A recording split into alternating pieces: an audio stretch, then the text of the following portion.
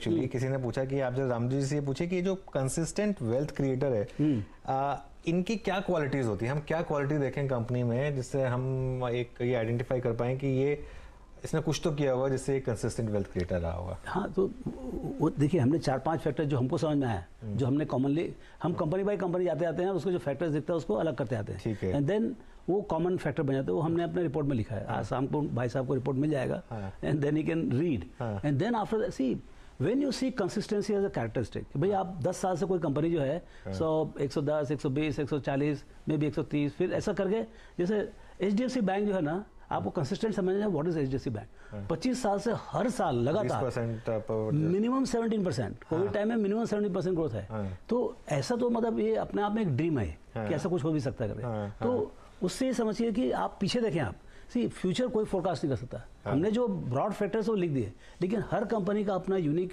Advantage होता है, unique pricing power होता है, यूनिक एंड हमको जो सबसे बड़ी चीज़ क्या मालूम, जो एंटरप्रेन्योर का एग्जीक्यूशन कैपेबिलिटी होता है कि भाई वो कुछ भी तरीके से ऐसा कुछ करता है कि भाई देखिए, जो बिजनेसमैन है वो रॉ मटेरियल खरीद रहे हैं on behalf of the customer. Customer का डिमांड यदि कंसिस्टेंट है तो उसको 8 से 10%, 5 से 6% जो भी उसका कंसिस्टेंट मार्जिन है वो मिलना ही चाहिए, because he is buying in bulk on behalf of the customers. तो लेकिन इतना अच्छा एग्जीक्यूशन है क्या, यू नो, ऐसा प्राइसिंग पावर उन्होंने बना रखा है क्या कि मैं एकदम नैरो बैंड में मैं चलाऊँ। तो वो जो है it is quality of execution also of the entrepreneur, apart from everything else, कि चाहे वो नेचर ऑफ डिमांड हो, चाहे वैल्यू माइग्रेशन हो, चाहे कॉम्पिटिटिव स्ट्रक्चर हो, चाहे लीडरशिप हो, ये तो सब है। बट उसके बाद you can't take away the quality of execution from the management, and that differentiates. आप मैनेजमेंट से मिलने जाएँ और कंपनी देखें तो आपको डिफरेंस समझ में आ जाएगा। एक की टेक अवे जो आ रहा है कि worst over for telecom sector, आप लिख रहे हैं कि भारतीय एयरटेल जो है एक सरप्राइज एंट्री है टॉप 10 में after being out of top 10 last year. तो ये एक इंडिकेटर है शायद एक वर्ष यहाँ पे खत्म हो गया है। ये इस पर थोड़ा सा अगर आप और रोशनी डालना चाहें तो। So Bharti, you know, I made fastest and biggest money in 2003 to 2006। जी हाँ, 3 साल में करीब 50 तो आईपीओ भी नीचे आ गया था वो।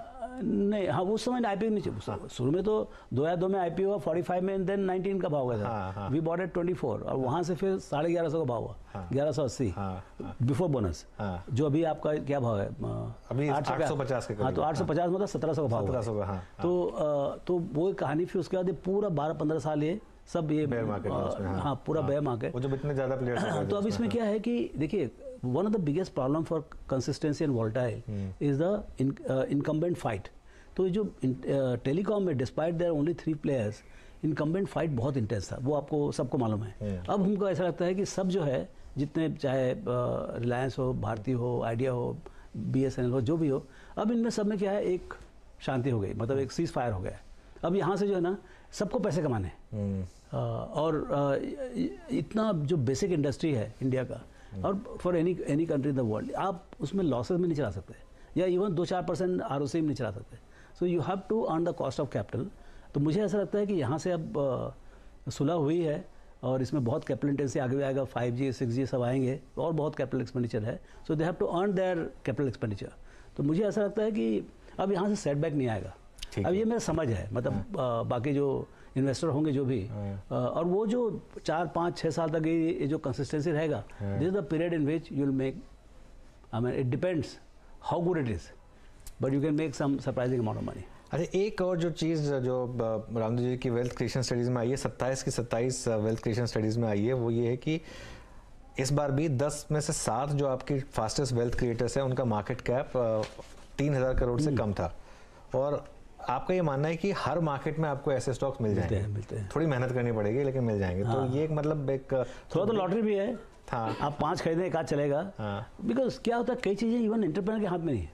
जब ये एंटरप्रेन्योर को नहीं मानो तो इन्वेस्टर को क्या मालूम पड़ेगा। लेकिन कई बार चीज़ें ऐसी होती है, जैसे particular in value migrating kind of a situation, कि भाई कहाँ पर किस कंपनी को कितना बड़ा लॉटरी लग जाएगा वो। अच्छा, दूसरा क्या, री रेटिंग ऑल्सो।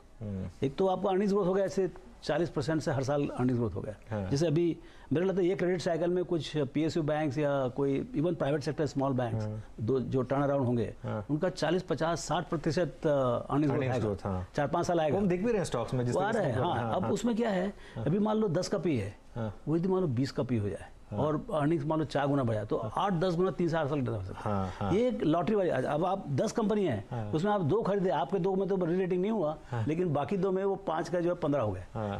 थोड़ी किस्मत की बात होती है। तो सिंस आपने ये बात कर दी ऑलरेडी, रामदेव जी, ये जो PSU बैंकों में कितनी बड़ी रैली आई है और इतना बड़ा जो क्लीन अप हुआ है, हमने डिस्कस भी किया था जब आप पहली बार मेरे शो में आए थे, हिंदी वाले शो में, आपने पूरा बताया भी था मुझे कि देखिए कितना क्लीन अप हो चुका और यहाँ पे एक जबरदस्त मूव आने वाला है। सारे स्टॉक्स ऑलमोस्ट डबल हो गए हैं PSU बैंक। अब यहाँ पर आपको लग रहा है कि ये साइकिल अभी भी स्ट्रांग है काफी? देखिए क्रेडिट साइकिल के ऊपर है जो अभी तो 12 कोविड के बाद तो पहली बार तो लैंडिंग चालू हुआ है, तो बुक इतना जल्दी खराब नहीं होने वाला है। अच्छा IBC भी है, तो क्या बड़ा कॉर्पोरेट लोन जहाँ पर तकलीफ आती है वो नहीं होगा। मेरे लगता है इस बार यदि मान लो सब बैंक से सब कंज्यूमर लोन ही करेंगे तो इतना इंटेंस फाइट हो जाएगा कि कंज्यूमर बुक ही खराब हो जाए।